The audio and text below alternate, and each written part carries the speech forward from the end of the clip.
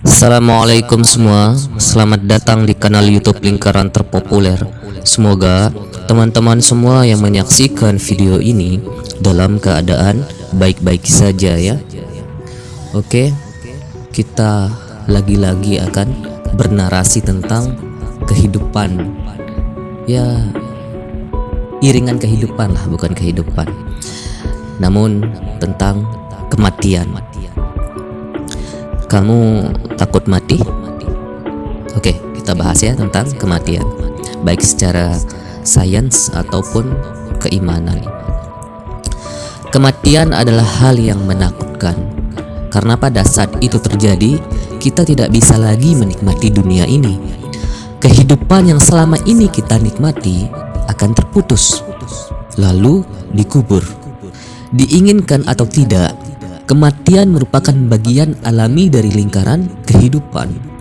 Jadi sudah menjadi bagian dari diri ini, yaitu kematian. So nggak usah takut ya, karena itu hal yang pasti kita lalui. Keluarga, kerabat, dan sahabat akan menangis, namun hanya sementara. Sesaat setelah itu, kau akan terlupakan. Lalu apa yang akan terjadi kepada tubuh manusia ketika sudah mati dan dikubur di dalam tanah? Kematian merupakan awal dari satu proses yang kompleks, di mana tubuh manusia kembali menjadi tanah secara bertahap. Menurut istilah forensik, dekomposisi mengubah struktur biologis menjadi material yang bermanfaat bagi tanaman dan hewan. Dekomposisi manusia adalah proses alami yang melibatkan kerusakan jaringan setelah kematian. Manusia akan mengalami pembusukan, dan tingkat pembusukan ini bervariasi bergantung pada berbagai faktor seperti cuaca, suhu, kelembapan, pH, kadar oksigen, penyebab kematian, dan posisi tubuh. Dilansir dari aftermath.com, seorang ilmuwan staf senior di Laboratorium Nasional Oak Ridge dan asisten profesor di Universitas Tanis dalam antropologi forensik bernama Dr. Arpad Ivas mengatakan, pembusukan manusia dimulai sekitar 4 menit setelah seseorang meninggal dan melalui 4 tahapan. Jadi ada 4 proses tahapan ya dalam pembusukan jasad ini. Tahap pertama, yakni autolisis. Autolisis dikenal sebagai pencernaan sendiri dan dimulai segera setelah kematian dengan kondisi fisik tubuh akan terlihat lapisan kulit yang mulai mengendur.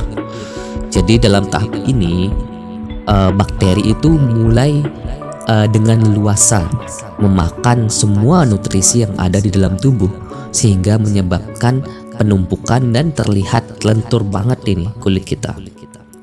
Tahap kedua, mengembung atau mengembang. Pada saat enzim bocor di tahap pertama, maka akan muncul dan menghasilkan banyak gas yang mengakibatkan ukuran tubuh manusia bisa berlipat ganda. Jadi kalau ada yang membesar ketika meninggal, jangan sedikit-sedikit bilang azab dan lain sebagainya. Ya, memang itu proses ilmiahnya.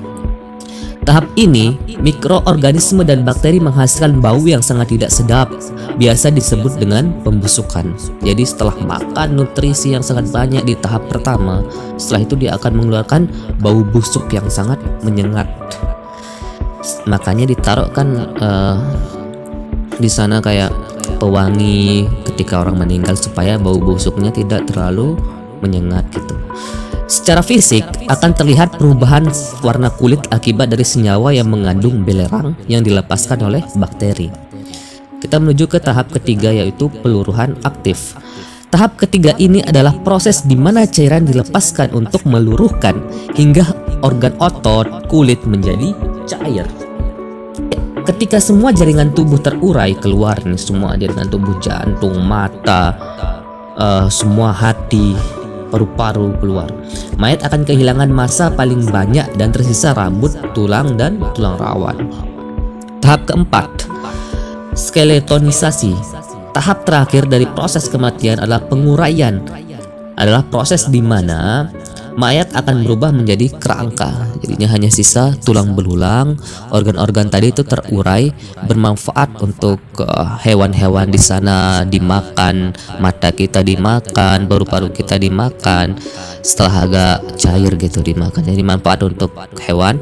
Setelah itu enzim-enzim yang cair di dalam tanah itu akan terurai akibat sinar matahari, akan terurai ke darat, ke dataran ya, ke darat, dan itu akan menjadi oksigen, bermanfaat untuk tanaman sekitar dan juga menyuburkan tanah mayat kita ini. Jadi jangan merasa tidak berguna ya setelah mati, berguna kok tubuh kita. Oke, stop dari sana ilmiahnya. Dari sini bisa kita korelasikan antara ilmiah dan keimanan. Jasad akan membusuk, bermanfaat untuk makanan hewan dan menyuburkan tanah.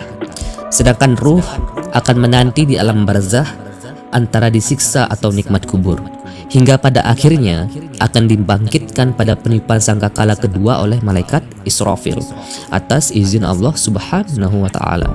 Dari alam barzah akan berpindah ke alam akhirat. Bumi rata, kita berjalan. Jadi ini memang siklus yang menurut saya pribadi akan berulang.